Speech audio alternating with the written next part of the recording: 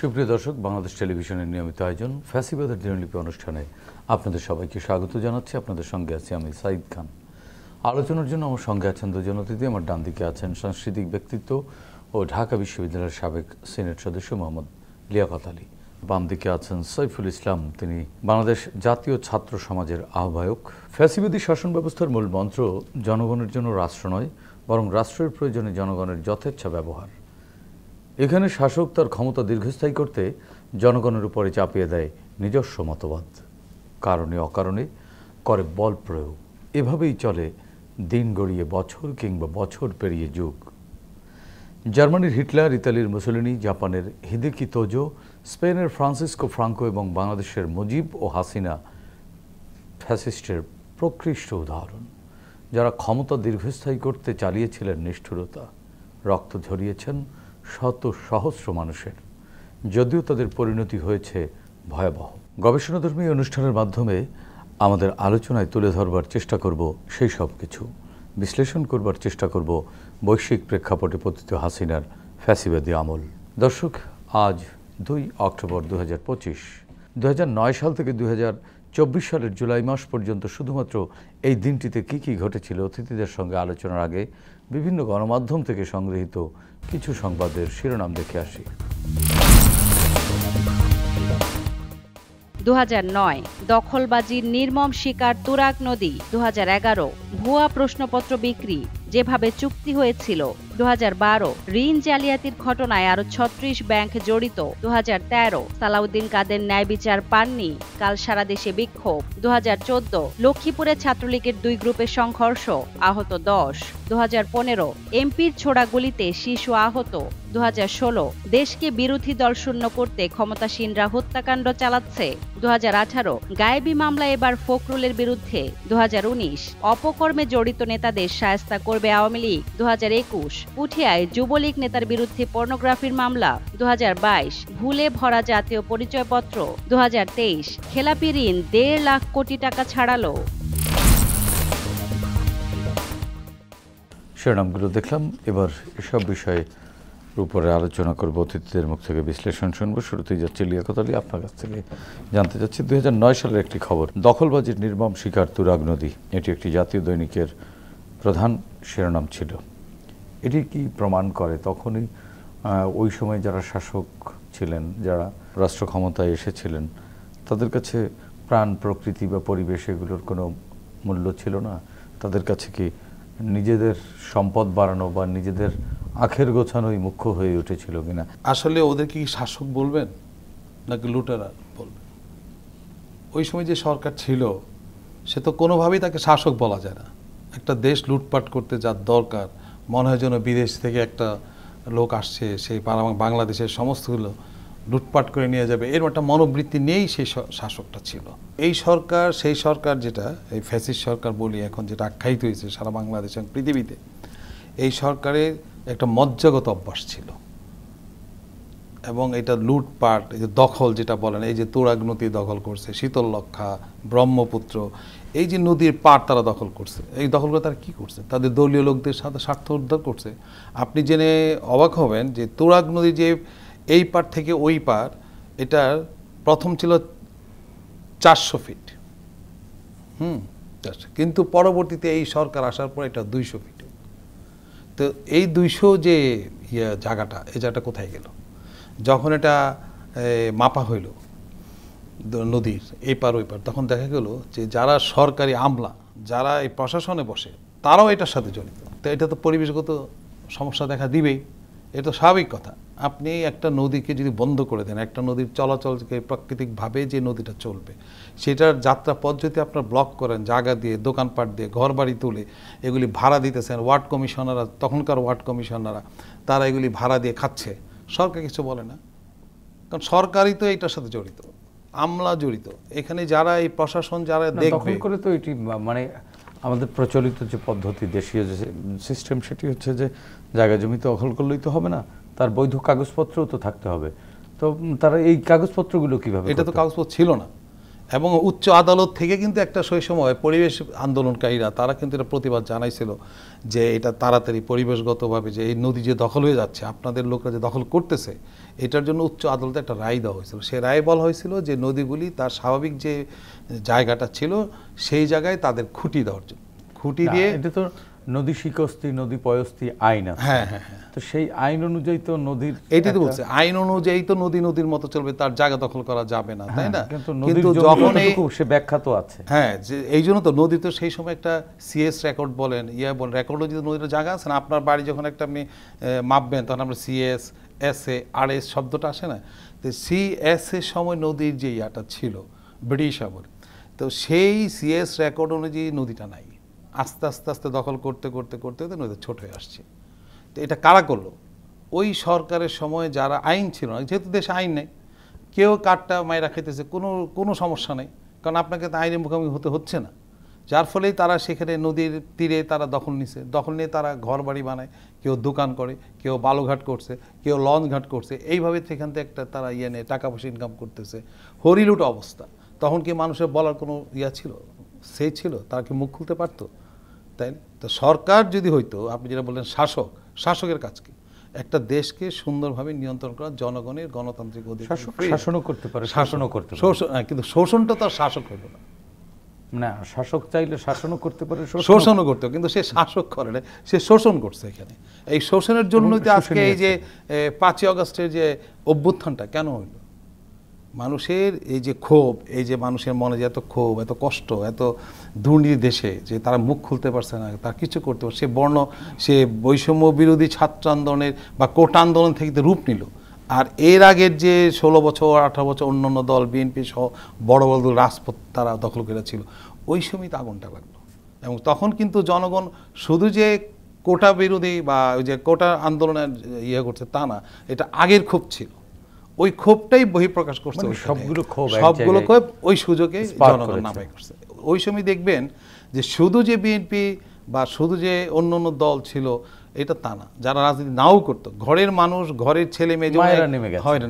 আমরা কি সেই সংস্কৃতি থেকে বেরিয়ে আসতে পেরেছি? বেরিয়ে আসতে, তবে 5ই আগস্ট থেকে তো অন্তত একটা ফ্যাসিস্টকে আমরা পতন ঘটাইছি, কিন্তু মানে একটা ফ্যাসিস্টকে সরিয়ে সেই মানসিকতার মধ্যে থেকে গেলে আরেক ধরনের ফ্যাসিবাদের জন্ম হয় কিনা আশা করি। আরেক ধরনের ফ্যাসিস্টের জন্ম হওয়ার কোনো সুযোগ নাই, রক্ত তো হ্যাঁ তখন এখনো, কিন্তু এখন যে জায়গায় ছাত্ররা জেগে উঠছে, আপনি একটা জিনিস মনে করবেন যে আগেকার সময়ের রাজনীতি আর এখনকার পলিটিক্স অনেক ডিফিকাল্ট।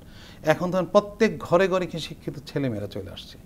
গ্রামগঞ্জে যদি আপনি যান, আগে তো গ্রামগঞ্জে একদম কৃষকের ছেলেমেয়েরা কৃষিকাজ করছে বা প্রাইমারি স্কুল পর্যন্ত লেখাপড়া করছে, এর বেশি কিন্তু তারা করে নাই। কিন্তু এখনকে যদি আপনি গ্রামে খোঁজ খবর নেন বা গ্রামে যান, দেখবেন যে প্রত্যেক বাড়ি বাড়িতে MA পাস, প্রাইভেট ইউনিভার্সিটি পড়ছে, তারা ভেরি স্মার্ট, তারা আইন জানে, সঙ্গে তারা বিদেশে পড়তে যাচ্ছে, অথবা আপনার ঢাকা থেকেও আপনার ছেলে মেয়ে পারেন, ওরা পারতেছে। তারা যখন সচেতন হয়েছে দেশের মানুষ, এই সকল ছেলে মেয়ে যখন আজকে নতুন প্রজন্ম জেগে উঠছে, আমার মনে হয় না সামনে যে দলই আসুক ক্ষমতায়, জনগণের ভোটে নির্বাচনের মাধ্যমে, যে এই ধরনের অত্যাচার অবিচার করলে তার ঠিক। এখন কিন্তু প্রত্যন্ত অঞ্চলেও বিদেশেও পড়াশোনা করতে করেন, অনেকে উচ্চশিক্ষিত আছেন, তারা সচেতন হয়েছেন, কিন্তু এই সচেতন গোষ্ঠী কিন্তু মাঝে মাঝেই মুখ ফিরিয়ে নেয় দেশের উপর থেকে, তারা বিদেশে চলে যায়। হ্যাঁ, সেই পরিবেশ পরিস্থিতি তো আমাদের রাজনীতিকরাই তৈরি করে। আমার প্রশ্ন হচ্ছে, সেই রাজনীতিকরা কি এই জিনিসটি বুঝতে পেরেছেন? আমার তো মনে হয় অনেকে সচেতন হয়ে গেছে। আপনি শুধু আমার দলে, আমি যেহেতু একটা দল করি, আপনি জানেন আমি জাসাসের সেন্ট্রাল কমিটির সিনিয়র যুগ্ম আহ্বায়ক, অনেক বছর করি, কিন্তু আমি তো আমার দলের মধ্যে দেখছি অনেক পরিবর্তন। শুধু আমারটাই বলি, এই যে ধরেন আপনি বিভিন্ন জায়গায় লেখে না চাঁদাবাজি, দলবাজি বা বিএনপি সম্পর্কে অনেক সময় অনেক নিউজ তারা করতে চাচ্ছে বা করে মিডিয়া, আমি দেখি, কিন্তু আমাদের অ্যাক্টিং চেয়ারম্যানদের খুব স্ট্রং, না, মানে সাংঘাতিক উনি শক্ত। যে ও যদি পরিমাণ- কোনোভাবে এই ধরনের উনি রিপোর্ট না যে কানে পরিমাণ যায়, ব্যবস্থা নিয়েছেন, হ্যাঁ, ওই তার- পরিমাণ কর্মী সমর্থক অনেক দলের নেই। নাই। তাহলে আপনি চিন্তা করতে পারেন যে এইখানে বিএনপির মতো একটা দলের চিফ তিনি কিভাবে অ্যাকশনে যাচ্ছেন। এবং এই দেশের মানুষও দেখছি আমি যে যদি কোনো এলাকায় বা কোনো মহল্লায় কোনো দখলবাজি বিএনপিতে জড়ায়, তারা সাথে সাথে আমাদের পল্টন অফিসেরা কিন্তু রিপোর্ট করে, এবং রিপোর্ট করলেই অ্যাকশন। আশা করি বদলাক, সংস্কৃতি বদলাক। সাইফুল, একই বিষয়ে আপনার কাছ থেকে জানতে চাই, আপনি তো গণ অভ্যুত্থানে, জুলাই গণ অভ্যুত্থানে নিজে সরাসরি সক্রিয়ভাবে মাঠে ছিলেন। লিয়াকত ভাই যে কথাগুলো বললেন, ঠিক আছে, বদলেছে? যে দখলদারিত্বের যে রাজনীতির যে কালচার, এই কালচার আসলে 5 আগস্ট পরবর্তী বাংলাদেশে আমরা আর দেখতে চাই, এবং আমরা মনে না, করছি যে আমরা তো দেখতে কখনোই চাই না, কিন্তু আমরা কি দেখছি না? কিছুটা এখনো চলছে, কিন্তু স্বাভাবিক। গত 17 বছরের একটি যে সংস্কৃতি বিল্ড আপ হয়েছে, স্টাবলিশড হয়েছে, সেই সংস্কৃতিকে রাতারাতি আসলে ছুঁড়ে ফেলে দেওয়া কঠিন, অসম্ভব না কিন্তু কঠিন। তবে আমি বিশ্বাস রাখতে চাই, এবং একই সাথে আমি বলতে চাই যেটা যে আসলে অনেকখানি পরিবর্তন এসেছে। আগে একচেটিয়া যেরকম দখলদারিত্ব চলতো, টেন্ডারবাজি, চাঁদাবাজি যেটি চলতো, সেটি অনেকাংশেই মানে নিয়ন্ত্রণে এসেছে। চলতো, এখন সবাই ভাগবাটোয়ারা না, করে। সবাই বাগবাটোয়ারা বলতে এখন অনেকের মধ্যে একটা কনসার্নিং বিষয় আছে, কারণ প্রত্যেকটা রাজনৈতিক দল এ ব্যাপারে খুবই সিরিয়াস এবং তারা খুব স্ট্রিক্ট। কারণ আপনি জানেন যে এখন একটা প্রতিযোগিতা সৃষ্টি হয়েছে, এবং গণতান্ত্রিক যে চর্চা, বিশেষ করে রাজনৈতিক সহাবস্থানের যে বিষয়গুলো, এগুলো কিন্তু এখন দৃশ্যমান। বৃহত্তর পরিসরে যেমন জনগণের স্বার্থে কাজ করলে, জনগণের জন্য কাজ করলে, জনগণের কল্যাণে কাজ করলে জনগণ আপনাকে প্রতিনিধি হিসেবে নির্বাচিত করবে। একই সাথে ছাত্র সংসদ নির্বাচনে যদি আপনি শিক্ষার্থীদের ম্যান্ডেট নিয়ে কাজ করেন, শিক্ষার্থী বান্ধব কাজ করেন, এবং শিক্ষার্থীদের স্বার্থ সংশ্লিষ্ট বিষয়ে যদি আপনার জোরালো ভূমিকা থাকে, তাহলে শিক্ষার্থীরা আপনাদেরকে বেছে নেবে। সেই জায়গা থেকে আমি মনে করি যে ছাত্র সংসদ নির্বাচনটি একটি সংকেত সকল রাজনৈতিক দলের জন্য। সেই জায়গা থেকে ভুল সূত্রে যদি তারা আসলেই জনবান্ধব কাজ করে, তাহলে হয়তো ভবিষ্যতে বাংলাদেশে আমরা একটি সুন্দর যে শাসন ব্যবস্থা এবং সত্যিকার অর্থে গণতান্ত্রিক যে চর্চা, সেটির বহিঃপ্রকাশ দেব। একই সাথে এই যে দখলদারিত্বের যে রাজনীতির কথা বলেন, এই দখলদারিত্বের রাজনীতি কখনোই কাম্য নয়। প্রায় 2000-এর কাছাকাছি শহীদ হয়েছে জুলাই গণ অভ্যুত্থানে, এবং এ ধরনের সংস্কৃতি থেকে বের হওয়ার জন্যই কিন্তু তাদের আসলে এই রক্তদান। সেই জায়গা থেকে আমি মনে করছি যে শহীদদের রক্তকে শ্রদ্ধা করে এবং তাদের রক্তকে মনে রেখে একটি সুখী, সুন্দর, সমৃদ্ধশালী বাংলাদেশ বিনির্মাণ করাই হোক আগামী দিনের যে কোনো সরকারের প্রধান লক্ষ্য, এবং সকল রাজনৈতিক দলেরও এই মানসিকতা পোষণ করা উচিত। মানসিকতায়। সাইফুল, আপনার কাছে আরেকটি বিষয় একটু শুনতে চাচ্ছি, সেটি হচ্ছে 2013 সালের খবর। সালাউদ্দিন কাদের চৌধুরী ন্যায় বিচার পাননি, কাল সারা দেশে বিক্ষোভ। আন্তর্জাতিক মানবাধিকার সংগঠনগুলো এইসব বিচার নিয়ে, কিন্তু বিচারের স্বচ্ছতা নিয়ে প্রশ্ন তুলেছিল। শেখ হাসিনা এগুলোর পাত্তা দেননি। তিনি আসলে আন্তর্জাতিক অপরাধ ট্রাইব্যুনাল নাম দিয়ে আন্তর্জাতিক মহলের যে আর্গুমেন্ট ছিল বিচারের স্বচ্ছতা, সেগুলোকে পাত্তা কেন দিলেন না? এটা কি তাহলে অন্য ধরনের কোনো আদালত ছিল, অন্য ধরনের কোনো বিচার ছিল? না, অ্যাকচুয়ালি আসলে পতিত স্বৈরাচার সরকারের আমলে তিনি আসলে বিচার বিভাগকে রাজনৈতিক স্বার্থে ব্যবহার করেছেন, এবং যত সময় গড়িয়েছে তার সরকারের মেয়াদ, মানে আস্তে আস্তে এটাকে একেবারে নিজের কুক্ষিগত করে নিজেই বিচারকের আসনে বসেছেন, এবং তিনি যেটি বলেছেন সেটি আসলে বহিঃপ্রকাশ ঘটেছে। এবং একই সাথে আপনি দেখতে পারবেন, আমরা হয়তো সালাউদ্দিন কাদের চৌধুরী, তিনি একজন বিরোধী দলীয় হেভিওয়েট নেতা কিংবা আলোচিত নেতা দেখে হয়তো তার নামটা আমরা জানি, কিন্তু এরকম অসংখ্য নেতা রয়েছেন যারা কিন্তু এ ধরনের এই যে গায়েবী মামলা বলেন বা কিংবা রাজনৈতিক মামলায়, মিথ্যা মামলায় তারা আসলে ফেঁসে গিয়েছেন কিংবা তাদেরকে ফাঁসানো হয়েছে, এবং ফাঁসিয়ে বিচার বিভাগকে আপনি দেখবেন যে দ্রুত বিচার ট্রাইব্যুনাল আইনের কথা বলে আসলে বিচারের স্বচ্ছতাকে কিন্তু প্রশ্নবিদ্ধ করা হয়েছে, এবং এক প্রকার রাজনৈতিক স্বার্থ হাসিলের মাধ্যমে কিন্তু বিচারিক প্রক্রিয়াগুলোকে ব্যবহার করা হয়েছে। সেই জায়গা থেকে পতিত স্বৈরাচার সরকারের আমলের যে বিচার, সেই বিচার বিভাগটি ছিল প্রশ্নবিদ্ধ, এবং একই সাথে কোনোভাবেই সেখানে আসলে জনগণের রায় কিংবা স্বচ্ছতা কোনোভাবেই প্রকাশ পায়নি। তা আমরা এরকম অসংখ্য উদাহরণ আমরা দেখাতে পারবো যদি আমরা বলি। এবং আপনি দেখবেন যে 2024 সালের আপনার 31 ডিসেম্বর পর্যন্ত প্রায় 1,500-এর অধিক রাজনৈতিক মামলা হয়েছে, এবং যেখানে প্রায় 5 লক্ষাধিক বিভিন্ন বিরোধী দলীয় রাজনৈতিক নেতাকর্মীদেরকে কিন্তু আসামি বানানো হয়েছে, এবং তাদেরকে কোনোভাবেই যাতে আসলে তারা রাজনৈতিকভাবে মাঠ পর্যায়ে কার্যক্রম পরিচালনা করতে না পারেন, তারা যেন কোনোভাবে বিশেষ করে নির্বাচনের আগে আমরা দেখতাম যে অসংখ্য মামলা হতো, কিংবা আগের মামলাগুলোকে আসলে সক্রিয় করে গ্রেফতার দেখে তাদেরকে আসলে জেলখানায় নিয়ে যাওয়া হতো। অর্থাৎ তার মানে আগের মামলাগুলো বলতে তারা ওই সব ঘটনায় অপরাধী এরকম না না, আগের মামলা বলতে এখানে আসলে রাজনৈতিক, ধরেন আপনি 2014 নির্বাচনের আগের যে মামলা, সেই মামলাগুলোকে আবার 18 সালে নির্বাচনের আগে অ্যাক্টিভ সক্রিয় করে দেওয়া হতো। কারণ কি আপনার 2014 সালে যে মামলা হয়েছে, এই মামলাগুলো কি, এই অপরাধগুলো কি ঘটেনি দেশে? না, নিশ্চয়ই না। কারণ আমরা দেখতে তাহলে একটা অপরাধ না ঘটনাকে ঘটলে তখন আবার মামলা হয় কি করে?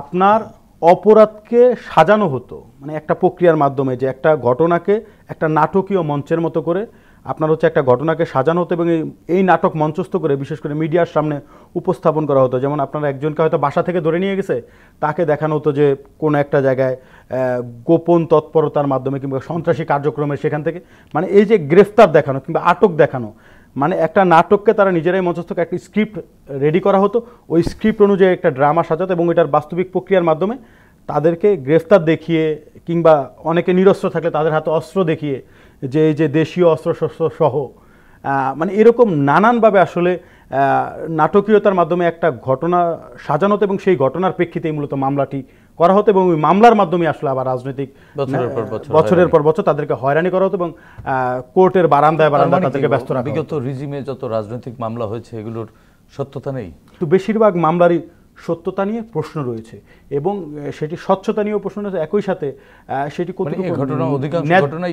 ঘটেনি, ন্যায্য ঘটনা না ঘটে বরং একটু ওই যে যেটি আমি বললাম যে আসলে ফেব্রিকেটেড ঘটনা, একটা ঘটনা সাজানো হয়েছে, ওই সাজানো ঘটনার মাধ্যমেই মূলত অনেক রাজনৈতিক নেতাকর্মীদেরকে ফাঁসানো হয়েছে এবং ফাঁসিয়ে তাদেরকে বিচারের মুখোমুখি করা হয়েছে এবং বিচার প্রক্রিয়ার যে বিলম্ব, আপনি দেখবেন যে অনেক মামলা 10-15 বছর হয়ে গেছে তারপরেও সেই মামলার রায় হয়নি। অর্থাৎ পতিত স্বৈরাচার সরকার চেয়েছিলেন তিনি যতদিন নাগাদ ক্ষমতায় থাকবেন ততদিন নাগাদ মামলার প্রক্রিয়া চলমান থাকবে এবং আপনারা দেখতে পাবেন যে অনেক মৃত ব্যক্তির নামেও কিন্তু একাধিকবার মামলা হয়েছে। এটি কেন হয়েছে? কারণ আপনি 2014 সালে যে মামলা করেছিলেন 18 সালে হয়তো ওই লোক মারা গিয়েছে, কিন্তু আপনার কাছে তো খবর না, কারণ আপনি তো একই লিস্ট জাস্ট কপি পেস্ট করে আপনি একটা মামলা সাজাইছেন। সো এই ধরনের অসংখ্য উদাহরণ রয়েছে যেটি আসলে আমাদের এই বিচার বিভাগকে প্রশ্নবিদ্ধ করেছে এবং একই সাথে বিচার বিভাগের যে স্বাধীনতা সেটি আসলে খর্ব হয়েছে। লিয়াকত ভাই, একই বিষয় আপনার কাছ থেকে জানতে চাচ্ছি যে এই যে মামলা বিচার প্রক্রিয়ার স্বচ্ছতা নিয়ে সাইফুল ইসলাম যেভাবে বললেন, এখানে মামলাটা কাদের বিরুদ্ধে করছে? ম্যাক্সিমাম লোকগুলি কারা? হয়তো কোনো দলের অত রাজনৈতিক ব্যক্তিত্ব বা রাজনীতির সাথে জড়িত, তাদেরকে দমানোর একটা প্রক্রিয়া হলো মামলা। এখনো তো আমরা সেই পথ সেটা কি দেখছি না? এখন কি মামলা হচ্ছে? এখন কি এরকম মামলা হচ্ছে না? এরকম মামলা তো দেখছেন, বরঞ্চ আরো আমার কাছে অবাক লাগে এই বর্তমান যে কেয়ারটেকার বা অন্তর্বর্তী সরকার যেটাই বলেন, দেখছি আমি এদিন পড়লাম পত্রিকায় যে এখন সে আওয়ামী লীগের আমলে যারা দোষর ছিল এবং আওয়ামী লীগ আমলে যারা এইসব গুলি করে মানুষ হত্যা করছে, ছাত্র জনতা মারছে, এই আন্দোলনে তারা বিভিন্নভাবে সহযোগিতা করে, এই ফ্যাসিস্ট সরকার লোকদের যখন ধরা হয় পুলিশ তাকে অ্যারেস্ট করছে ঠিকই, তাদেরকে জেলে নিলে তারা কিন্তু জামিন পেয়ে যাচ্ছে। এবং আমি দেখলাম যে 73% জামিন নাগরিকের অধিকার, কিন্তু আমার কথা হচ্ছে যে এত বড় একটা অপরাধী কি করে জামিন পায়? যতগুলি লোক এই পর্যন্ত, তার মানে কি অপরাধ যত বড় তার চেয়ে ছোট করে দেখানো হচ্ছে? আমার তো মনে হচ্ছে না। 73% লোকের জামিন হার আমাদের সময় যে ফ্যাসিস্ট সরকার যখন ছিল, আমাদের সামান্য কোনো কারণে আমাকে 6 মাস 3 মাস 10 মাস এইভাবে আমাদেরকে জেলে তখন জামিন পাওয়া যায় না। তো ওই আইনটা কি চেঞ্জ হলো নাকি? এটা আমারও প্রশ্ন। এখন ওই সময়ে আমরা যারা মিছিল করছি বা মিটিং করছি ওদের থেকে তারা যখন ধরে নিয়ে যেত তখন জামিন নেই কি একটা 2 মাস 3 মাস 6 মাস।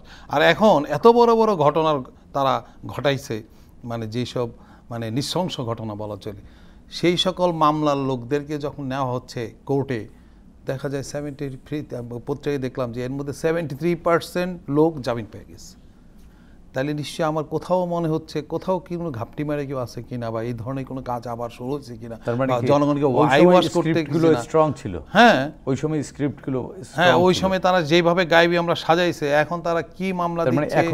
এখন আমার কাছে একটু সন্দেহ যে এখন যে মামলাগুলি হচ্ছে, যারা পুলিশ ধরছান নিচ্ছে জেলে, 2 দিন পরে তারা জামিনে চলে আসতেছে, আর আমরা যারা সাধারণ ছাত্রছাত্রী যারা দেখছি বা যারা রাজনীতিবিদরা গণতন্ত্রের জন্য যুদ্ধ করছে বা গণতন্ত্র রাজপথে, তাদের ধরলেই 6 মাস।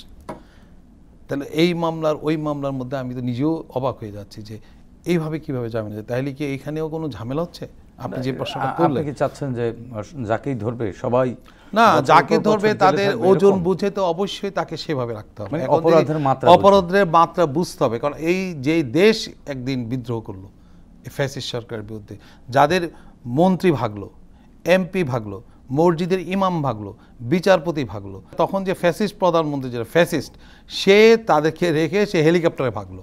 তাহলে এইসব লোকের মামলা যখন আসে বা তাদের দোষরা যখন ধরা পড়ে, যেটা আমরা পত্রিকায় প্রথম দেখি অমুকে গ্রেফতার, অমুক মন্ত্রী গ্রেফতার, অমুক সহযোগী গ্রেফতার, অথচ 3 দিন পরে তারা দেখি জামিনে বেরিয়ে আসছে। লিখিত ভাই, আরেকটি বিষয় আপনার কাছ থেকে একটু শুনতে যাচ্ছি। এমপির ছোড়া গুলিতে শিশু আহত, 2015 সালে খবর ছিল এটি।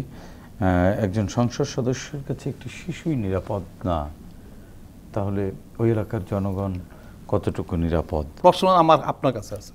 আপনারা বলতেছেন যে নির্বাচিত মানে কি জনগণ ভোট কেন্দ্রে গেছে, তাদের নিজস্ব তাদের স্বাধীনতা অনুসারে ভোট দিতে পারছে, তাইলে বুঝতাম যে না সে নির্বাচিত। প্রথম প্রশ্নটা হলো যে আপনি যেটা শেখ হাসিনার যাকে পছন্দ হয়েছে, রাইট, আমি এটাই কেন বললাম যে এমপি তার নিজের মানে কোনো নির্বাচিত না, সে জোর করে সে ব্যালটের মাধ্যমে ব্যালট চুরি করে হোক যেমনি হোক সে এমপি হয়েছে। 14 সালে তো একতরফাই হয়েছে, একতরফা। তাহলে সেটাকে আপনি বলতেছেন যে এমপি, তাকে তো কোনোভাবে এমপি, তাহলে এই লোকের কাছে একটা শিশু মারা এটা কোনো ব্যাপার? তার তো মানুষই দরকার, তার মানুষ দরকার নেই, কারণ তাকে তো সরকারই তাকে সে লাইসেন্স দিছে। এখন আপনি একটা শিশু মরছে, সে তো অনেক ছেলে পেলে তো গুম করা হয়েছে, এটা কোনো লাইসেন্স আছে? এটা কোনো বেচা পিছা হয়েছে? আপনি একটা ঘটনা মনে আছে, এটা আমার এখনো মনে দাগ কাটে, যে কক্সবাজারে এক কমিশনারকে র্যাব নিয়ে গেছিল, মনে আছে? আকরাম সে তাকে নিয়ে যাচ্ছে, তার ছেলেমেয়েরা মোবাইল, এটা আব্বু তুমি কাঁদছ কেন, এটা এখনো যদি আমাদেরকে কাঁদায়। সেই আওয়ামী লীগের সেই সময় র্যাব তাকে কাজটা করলো, অথচ এই লোকটা এত জনপ্রিয়তা ছিল, শেষ পর্যন্ত সে আওয়ামী লীগই করতো।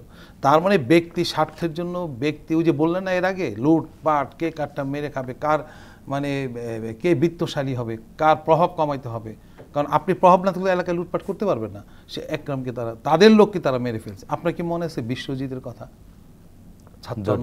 বিশ্বজিৎ, সে একটা হিন্দু ছিল আওয়ামী লীগের সময়, একটা দর্জির কাজ করতো। তাকে যখন কোপানো হয়, সেই ছাত্রলীগের পোলাপান তাকে যখন কোপায়, সে কিন্তু বলে যে আমি কিন্তু হিন্দু, এবং সে বলছে আপনি আমার প্রয়োজনে আমার কাপড় খুলে দেখতে পারেন।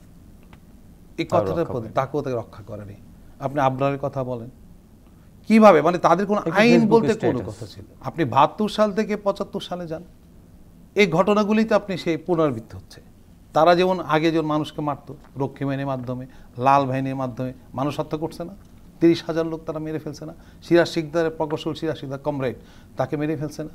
তো তাদের কাছে তো এই মানুষ হত্যা করা তাদের রাজনৈতিক একটা ইথিক্স, মানে একটা কর্মসূচি। ওটা জনগণকে ভালোবাসা না, জনগণকে হত্যা করে নিজে ক্ষমতায় থাকাই হলো আওয়ামী লীগের পলিটিক্স। একই বিষয়ে সাইফুল ইসলাম আপনার কাছ থেকেও জানতে চাচ্ছি।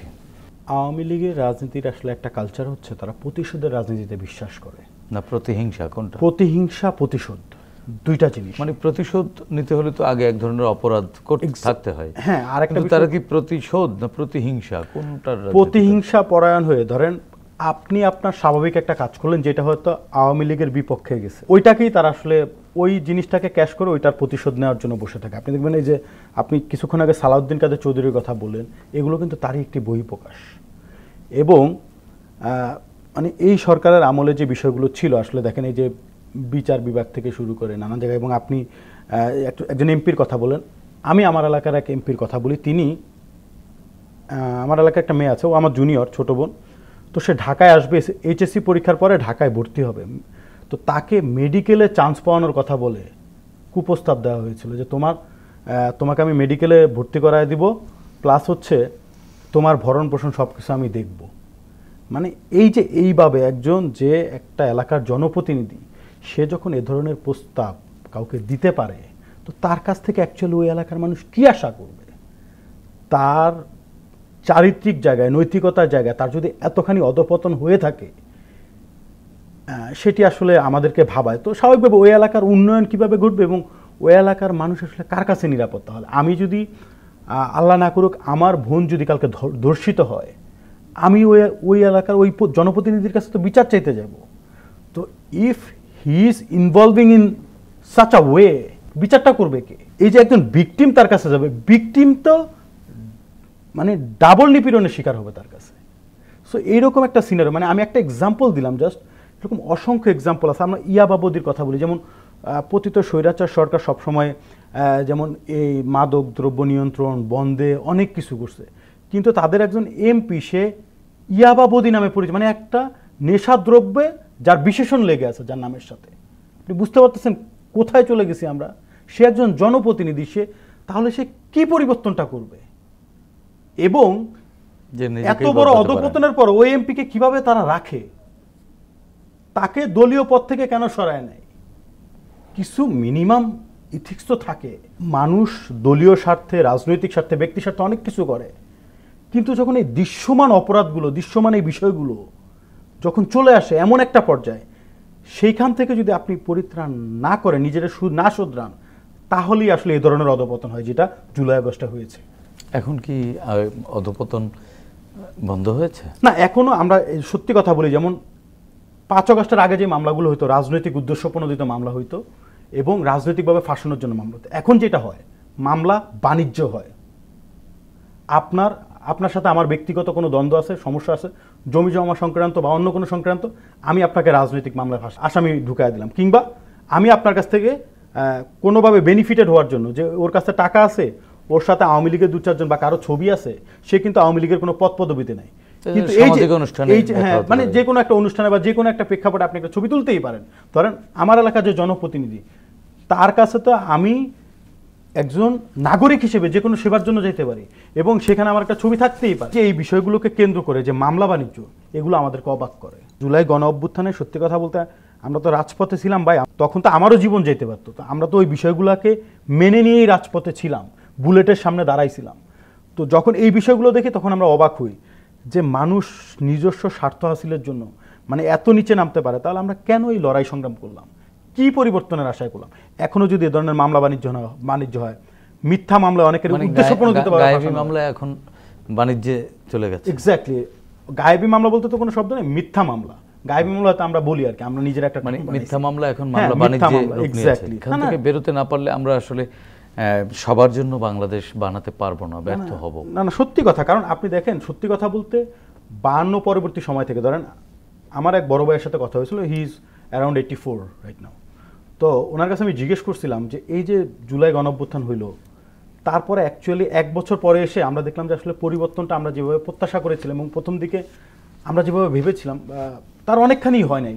তো তখন আমি তাকে জিজ্ঞেস করলাম, আপনি তো 52 দেখছেন, আপনি 69 দেখছেন, 71 দেখছেন, 90 দেখছেন, 24 দেখছেন, আপনার এক্সপেকটেশন কি? বলতেছে আমরা হয়তো মনে করি যে অনেক পরিবর্তন হবে, এটা আমরা ভাবি, বাট আলটিমেটলি কিছুই হয় না। এবারও কি হবে না? দিস ইজ মাই কোশ্চেন, যে তাহলে এইবারও কি হবে না? তার মানে সেই আবার প্রশ্ন রক্ত দিতে হবে? আজকের এই অনুষ্ঠানের মাধ্যমে যারা ক্রিয়াশীল রাজনৈতিক দল বা দলের নেতারা রয়েছেন, আমরা তাদের কাছে প্রত্যাশা রাখতে চাই, এই প্রশ্নটা আমরা রাখলাম এবং একই সাথে যে আপনারা জনগণকে বোঝার চেষ্টা করেন, জনগণের ম্যান্ডেটকে গুরুত্ব দেন। মানে politics is a social relation, অবশ্যই। এবং আপনি জনগণের কাছাকাছি যান, জনগণ আপনাকে কোনোদিন ছুঁড়ে ফেলবে না।